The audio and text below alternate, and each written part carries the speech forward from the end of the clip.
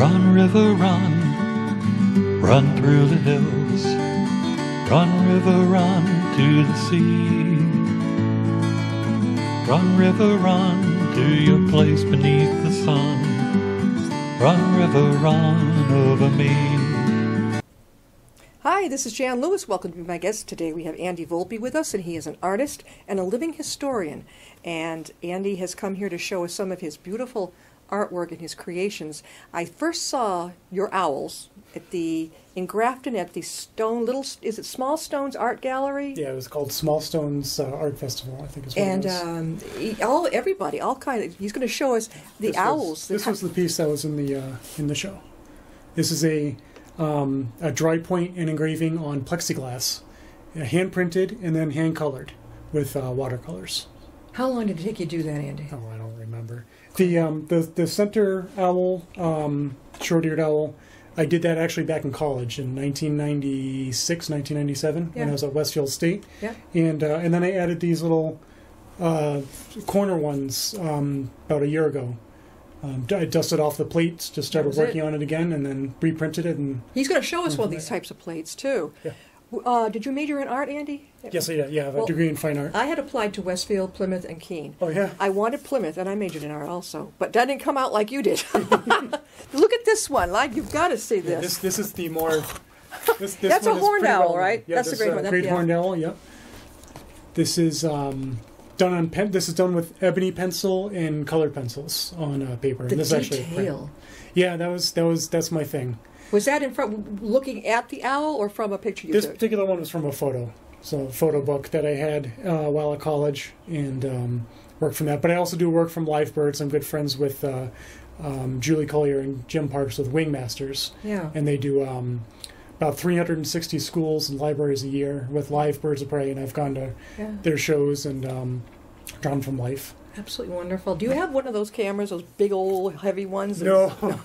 We had a guy on here who had one of those big ones. Yeah, I'm jealous of some of those rigs. Those are now you're based in Boston now and in Whitensville, right? Yeah, my private studio is in Whitensville, and a lot of the work that I'm doing now is historical replica work, and that's for the printing office of Eads and Gill, and that's in Faneuil Hall in Boston. Now you're in Whitensville. I used to live over there in the building for alternatives, right? Yes. And they have a whole little art gallery there. Yes. And you've got your own work up there too. Well, I don't do very much with that particular art gallery. I've got all of my work in my own little studio, and I'll have open studios like during the free concerts on the patio during the summer. So I'll just open up the door and put an open sign, and that's it. People wander in when they want to. And where's your main studio, though? But I don't really exhibit anywhere much. Yeah. But it's the work that I do for the printing office is in Faneuil Hall. So the artwork have you ever considered? You mentioned Holliston today. There is it's an old building, and like once or twice a year they have they open it up, and the old lofts. Was it like a factory building? Yeah, and they used to have one in Framingham. They had to close it down because it was a fire trap. Yes, it used to go a lot. I think I remember hearing about that. Yeah. Yeah, this might be fun for you to have you right there, right? That might be. This you haven't got enough to do, right? Yeah, exactly. Show us a plate. Show us how you do this. Well, first of all, I'll show you the historical printing. Hold this right up so we can get a hold of that. So we've got the black and white here, obviously, and I've got the colorized version. So both of these are all done by my hand. This is a replica of Paul Revere's Boston Massacre, or as he called it, it was called the incident on State, what was now called State Street. Used to be called King Street, after Independence we renamed King and Queen Streets. Yeah. But this was done in 1770, about 2 or 3 weeks right after the massacre. Paul Revere drew it. Well, this is where it gets interesting, and unfortunately we don't have enough time to really get into it. But he borrows another drawing or a print by Henry Pelham, who's related to John Singleton Copley, a very famous portrait artist. And Revere borrows the basic design, engraves his own version. He adds up at the top here of above the redcoats is Butcher's Hall. And he changes the title and changes there's a little excerpt in the bottom Revere later cuts that off on the plate. And then you add the colors. Yeah, and then I add the colors. And this is the same thing that Revere did, using the same techniques, the same methods, the same materials that were used in 1770. And this Well, is what why I did didn't for he the show. color his then? This looks a lot better, doesn't it? Well, yeah, I mean, he didn't have digital back then. No. So what a very common practice in this time period was to colorize prints, to sell them better, and they just looked nicer for on the wall. So after these are printed black and white, you buy the print from Paul Revere, black and white. You then find a local artist that'll color them for a fee. Yeah. We don't know exactly who colored a lot of these. The name. You did that one, though. But I did this one. Yeah, definitely. Unfortunately, the name is escaping me at the moment. But you find an artist who will color these, and you pay the fee, and they'll color them for you, and then you plaster them up on your wall or put them in a picture frame. Now, is that on display at Faneuil Hall? Yeah, these are available for sale at Faneuil Hall. So I do this one. I also do a map of Boston. Oh, look at this. Let me hang this up for you there. Okay, tell us what this is all about. So this one goes like this. Okay, there you go. So this is copied from oops. I got it. From an actual map that was printed in Gentleman's Magazine in 1775 in August. Jeez. So after the Battle of Bunker Hill, if you look up at the top, you'll see it says Charlestown in ruins. Yeah. So this is printed. This is engraved and printed right after the Battle of Bunker Hill. So I got a little bit larger scan than I wanted to. I was able to get a PDF from the Boston Public Library because they have an original in their collection, and the magazine is a fold-in, so the map gets folded up and into the magazine. I was going to bring one, but I forgot. I apologize. And Andy did this one too. Yep, and this is all hand engraved. This was about 60 hours worth of work from start to finish. They all look like this originally, right? Yep. So, yeah. So let's get to the plate then. We'll get to the technical details. I had no idea about these plates. I had no idea. So when I say things like engravings or etchings, this is done on copper plate. This is known as also known as intaglio. Intaglio? Spelled intaglio, but it's an Italian word, so it's intaglio. This is etching, engraving, dry point, mezzotint, aquatint, variety of techniques done on copper plate. So every single line that's inside that plate, you can feel that with your fingernail. Can you design one yourself on this? Yeah. You did this one? Yeah, this is my work, yep. You have to use a special pen or a knife, right? Well, so what they did, from looking from actual manuals on how to do this type of printing from the 16 and 1700s. I do what they did. So you have your bare copper plate, you take a tracing or your drawing, you smear beeswax on the copper plate and you melt it on there. So a very thin layer. You then take the drawing, you flip it over, you run it through your press, and that presses the graphite or the chalk onto the plate. Oh, I thought you had to do it by hand. You can draw on the copper plate, but it's you have to have it absolutely polished. So it's almost like a mirror. So it's hard to see the pencil lines on that. And then you take a scratching tool and you scratch your guidelines in there. And then you take a sharp engraving tool called a burin, and you carve out all those lines inside the plate. Anything you want to print has to be cut or scratched into the plate. That's got to take time. Yep. I forgot how many hours. So then, when you have this all clean and polished and ready to go, you take ink, smear it inside the lines, cover the whole thing black. Take a couple of rags and wipe off the surface ink, wiping it down to the bare metal, and then you polish it with either your hand or I use telephone book paper to wipe it off. Some people have used tissue paper. Look at it shine. Isn't that great? I do love copper as its own metal. And then when that's ready to print, you place it on a press bed and you dampen some paper. You run that through the press. That's what it came out to be. And then you press the paper into the copper plate, and that will draw the ink out onto the fibers of the paper. You can even color him too. And and I have some of those too. I didn't bring one with me. They actually all sold out. But if you look carefully on the edge here, you'll see this edge. Yeah. That's the copper plate. That's what we call today the plate mark.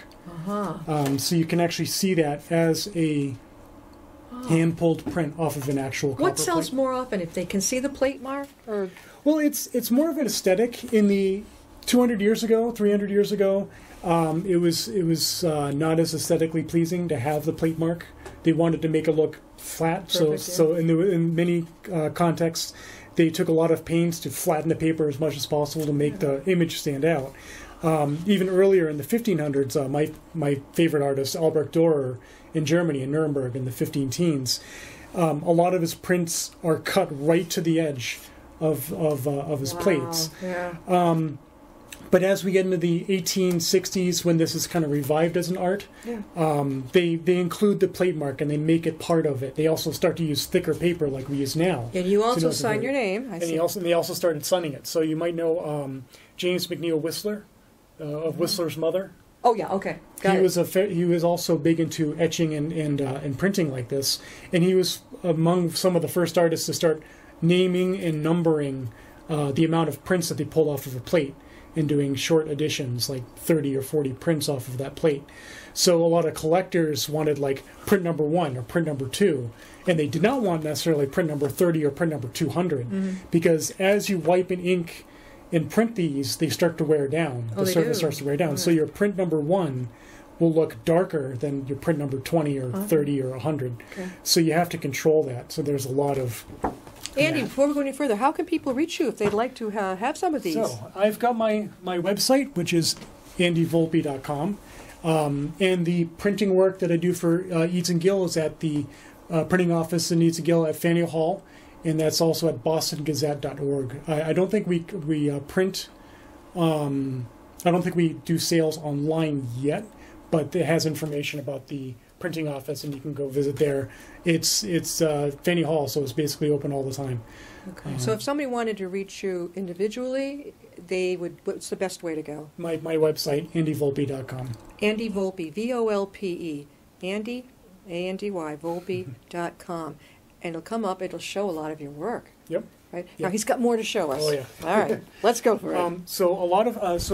those two little prints I mentioned earlier, these are the two printing presses that we use in the printing office, and these are copied from actual printing presses.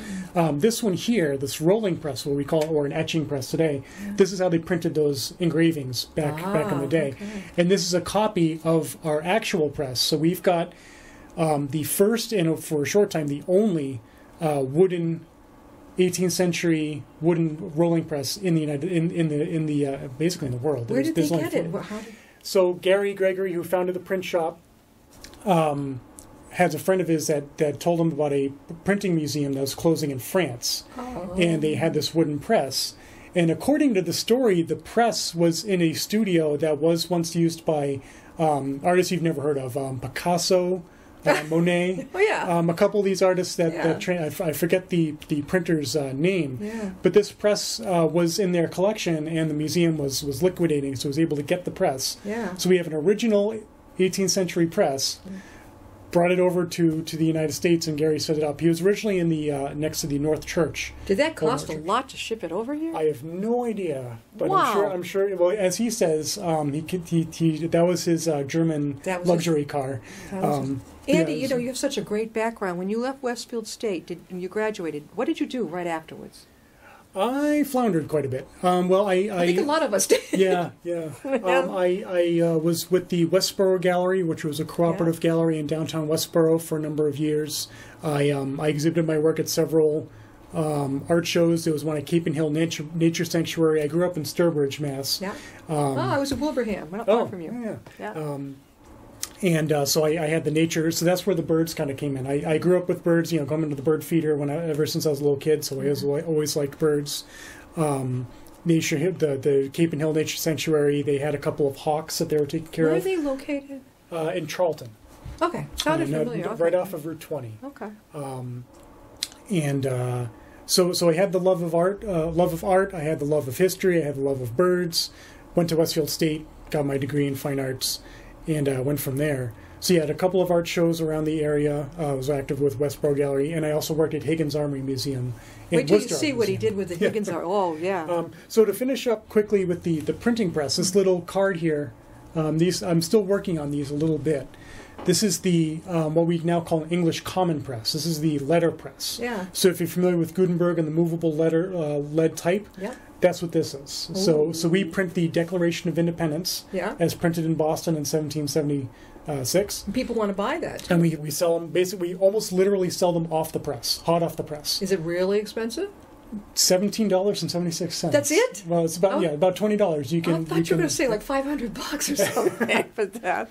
Well, I got a whole bunch of ideas and new prints in mind for the printing office. Yeah. So we're including possibly a full size, original size of the Massacre. At home, do you have a studio, or do you have to go into Boston? Well, my studio's in Whitensville, so Right, that's yeah. where I go to do the majority of my work. Yeah. But I print a whole bunch of prints, paint them. I meet Gary. He lives in Westboro, so I give him a bunch of prints, and then he takes them to the shop and he sells them there. So I'm not at the shop at the moment, but we'll see how things go in the... There's a frame shop over in Westboro, and I don't know if he owns that tract of building. I've seen artists putting, right, you know where Tatnuck Bookseller is? Yes, yeah. Right off Lyman. Well, they've Yes. got, so I've seen artists and photographers put things up there.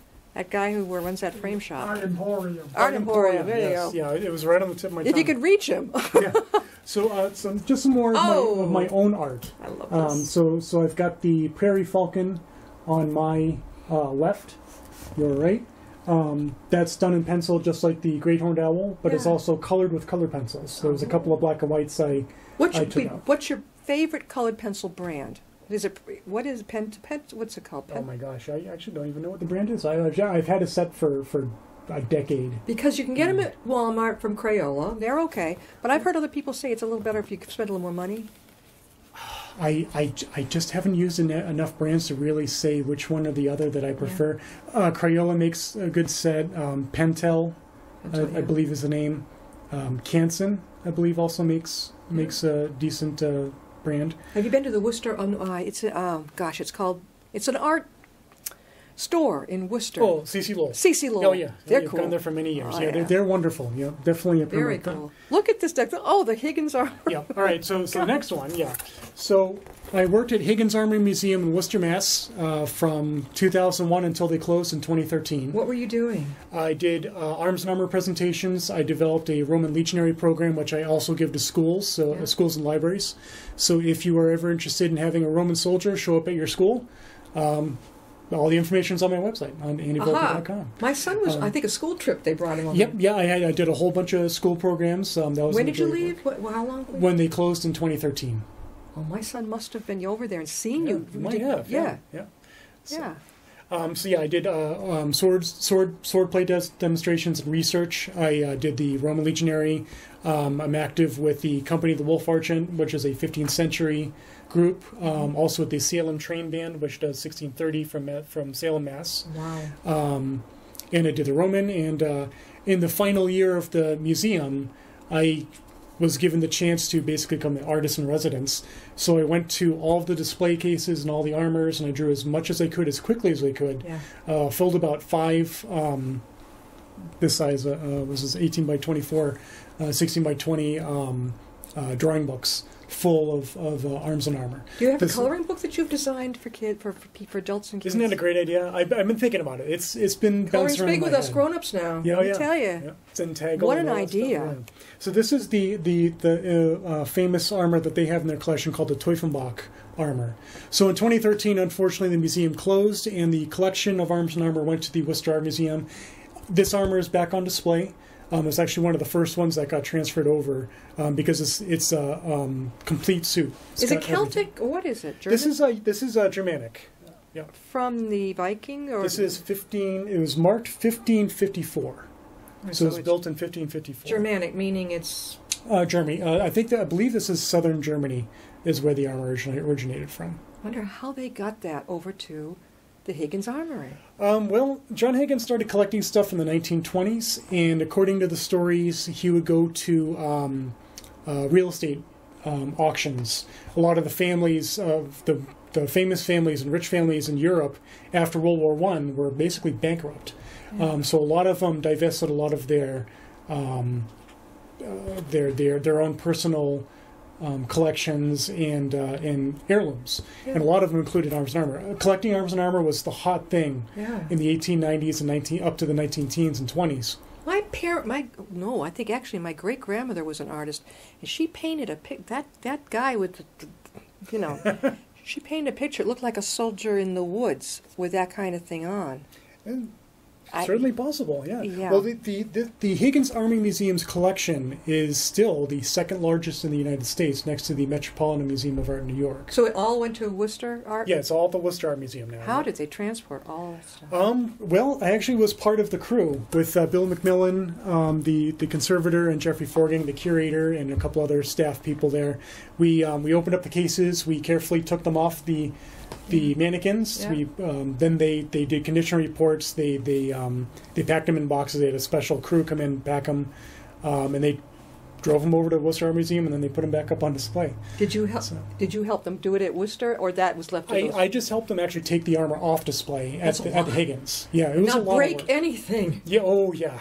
But to hold some of the actual pieces was fantastic. One of my highlights doing that, oddly enough, it was kind of a weird headspace to be in. So in the museum's collection is an Egyptian axe from about 2000 BC. Oh, my son would have loved that. Oh yeah, so I wonder if he saw that over there. Oh yeah, it was on display for a very long time. So Bill pulled the case box off, and I got to gingerly take it up and put it down with gloves on, of course, and we take all the precautions. Yeah. And it didn't fall apart, did it? No, it was actually in good condition for what it is. Where was it from, though? What country? From Egypt, ancient Egypt. Oh, okay. I wonder how he got all this stuff. Oh, yeah. There was a part of the collection that he acquired was a lot of bronze and Bronze Age items. Greek helmets is actually one of the best Greek helmet collections around. Some Roman items. And that was a collection that he acquired. I want to say it was Hearst, the newspaper magnate.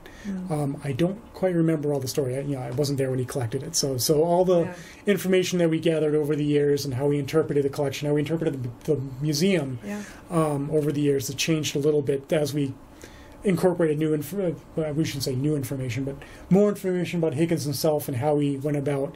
He was good friends with Bashford Dean, who is the curator at the Met in the 1930s, I believe. And he encouraged Higgins to, don't go that one, go get this one. This is a better piece. Or Higgins was obsessed with steel. Yeah. That's where a lot of people kind of have get some instant information about him. He didn't have a great knowledge of this types of arms and armor. We after he died in the 60s and the museum went onwards, it focused solely on that time period and ancient arms and armor. But when he was collecting it, he was interested in the steel armor and how it was made, the fact that it was made out of steel. Have you actually? You put it on? Yeah. What is it like in that thing? We have a replica, what's called Gothic harness from the 15th century. Claustrophobic? If you are claustrophobic, I do not recommend getting into full plate harness. You have to have a special arming garment that has points, tabs that you tie. Yeah, you tie the armor onto you. You have to have somebody put you into the armor. So that's another one of the myths. And it's only about 60 to 70 pounds. So it would be like you going to Armani and having the finest suit that you can have made. How many of us can afford an Armani nowadays? That sort of thing. Or getting a sports car. We frequently referenced sports cars. Yeah. So going down to Lamborghini and buying the hottest Lamborghini off the rack with your all the bells and whistles that you want, or a Tesla, I guess would be appropriate now, and you have to wait for it. You don't get the Lamborghini tomorrow or Tesla tomorrow. You wait until it's finished, and you have to go back for several fittings. So this is a big status thing as much as a protective piece of equipment on the battlefield. So you get the feet on, you get the legs on, you get the chest on, the arms. Yeah, and when you put that helmet on, that's tight. It's not restrictive. We have this myth today that these things are either so tight and uncomfortable that they couldn't walk, or that they were so bulky and in heavy, like 100-pound armor, which is ridiculous, that they'd fall over and they couldn't get back up. That's all myth. That's all Hollywood. No, they got to be able to fight and joust. You have to be able to fight it. You have to be able to vault onto your horse without assistance. Jousting. You need to be able to joust. You need to be able to tilt with the lance. You need to be able to do all the things that you need to do comfortably and flexibly. You have to be able to move. Andy, were you doing your artwork when you worked at the Higgins Armory, or when it closed, did you go more forward with it? Well, Let's see some more, too. You've got some more. We'll go back to Teufenbach here. I didn't bring a whole bunch of them, but so the I did all as much as I could before the museum closed of what's on display, and then a lot of that stuff went back on display at the art museum, but I haven't been able to really do a lot of that since. Around 2011 is when I started working with Gary Gregory at the printing office of Eats and Gill. So in that's, Boston. Yeah, and that's when I kind of shifted my focus onto 18th century art and engraving, and focusing on Revere and all his work. So that's been predominantly my stuff. When I love this item. Oh yeah, so this guy needs a little bit of explanation. This is, and hopefully it won't be too glaring. This is silver point on panel. On a panel. Yeah. So in the 14th through the 16th centuries, 1400s is when this was pretty popular. You had to prepare either a piece of paper or parchment or a wood panel with a gesso, well, basically a plaster, and then you polish it, and you take a piece of silver and you actually draw with the piece of silver. It's what's also known as metal point. You've done it, right? And this is what this is. Yep, I've done this. Yep. And what makes it shine so much? Well, it's the silver. It's the actual silver rubbing off onto the gesso, and you can feel it. That's just board. Yeah, that's actually a piece of masonite. Yep. Masonite. That you get at the hardware store. Is that what they used to do? No. They had poplar. This is what I had available. I was going to say, what gave you the idea? That's cool, and it has a shine to it. Yep. And that's the actual silver rubbed off onto the gesso, which is made up of ground up bone or eggshell, applied with a glue, rabbit skin glue onto the panel. I love the way you have he has his own, of course, signature on it, but it's done in a AV in a box. After Albrecht Dürer, who did AD. Andy, again, how can they reach you? AndyVolpe.com, ANDY, V as in Victor, OL, P as in Peter, E.com. Now, any plans for about 3 minutes left for the future? Where are you going to be exhibiting? Anything like that? I don't have anything coming up soon. I do have artwork, including this guy that we go back, we started with at the beginning of the show. I have prints of these available at the National Gallery Picture and Framing in Millbury at the Felters Mill. Millbury, that's close, yeah. I also have a couple of pieces at my studio. Over in Whitensville. Yep, over in Whitensville. And if you ever get out to Northampton, if you go to Florence, Mass., there's Groundings, which is a New Age, I can't think of how they describe it. Isn't that store down there? There's that Scottish festival every year over in Northampton, Florence, at that big park. But are you talking about a store that's very funky looking from the out? They've like almost hippie days clothes, good colors. I haven't been there for a little while, so I don't know how extensive they go with their decorations. I want but to go to it's downstairs. It's well, if you go to the Florence Diner, the Miss Florence Diner, it's I think a block from that. Okay. It's called Groundings LLC, and they do tarot card readings and all sorts of new age and things like that. That would be a lot of fun. But she went to Westfield State as well, and she found me somewhere online. So you're exhibiting there? Yeah, so I've got artwork available there. What's it called again? Groundings. Groundings in Northampton or Florence? I get so mixed up. It's in Florence proper, but it's part of Northampton. It's part of Northampton. Yeah. Okay, so it's there. Anything in the future coming up in 2019 that you can see coming? Nothing yet, but I am trying to keep my eye out for calls to artists and things like that. So. Oh, yeah, you can see that. Sometimes the newspapers put that out or something like that. Well, Andy, thanks so much for being here. Thank you. Yeah. Wow. What work, huh? And so now you're focusing on the 17th century, right? 17th and 18th century, yep. I've gotten really big into the early colonial America. So, do you know the first printing press in North America? Where? Was established in what's now Harvard College in Cambridge in 1638. But it's not the first printing press in the Americas. So you have to define which is which. I'm also very active with the Museum of Printing up in Haverhill, Mass., where I do various stuff with them. But the first printing press was established in the 1500s in Mexico City. Wow. Who would are you active at all, or is Sturbridge too late in the 1800s for you to do anything? Oh, I do a lot of that work too. The Old Sturbridge Village had a series of trade fair events back in the fall, around October. First they had it with a craft fest, and they also had a trade fair, but then it just became just the trade fair. Yeah. So I have a portable printing press, so I set up my engraving table and had kids come up and they could watch me I bet print. they loved that. Oh yeah. How about now Plymouth Plantation wouldn't. No, I've actually been to Plymouth Plantation as have? well. Yes, yeah. They also had a trade fair. They had 2 or 3 trade fairs for 2 or 3 years, and I brought my press and did that down there what's too. that place down south, Dad? I went down with my parents. Was it Williamsburg? Yes, We went to that. Williamsburg, Have you ever been there? I have been there once, You have? and the day I went was a Sunday. We ran into traffic, and I got there as a print shop closed. I think it was closed for about an hour just as I got there.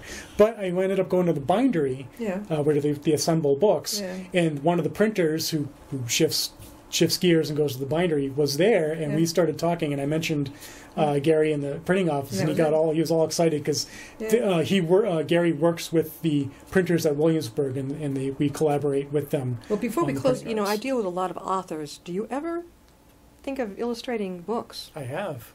Oh, Yes. Oh yeah. Oh, cool. All right. Have you got a card with you? I After I'll the have to show, look give for me one, yes. because I can refer me some authors that, especially a lot of this fantasy. Well, yeah. you say that. A good friend, Risa Nelson.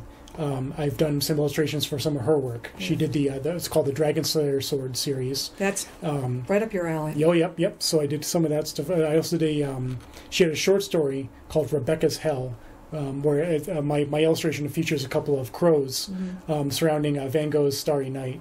And it has its elements within the story. All right. So what I'm going to do is I'm going to have that, and that particular genre in books is becoming very. Oh yeah, you popular. get a kick out of her.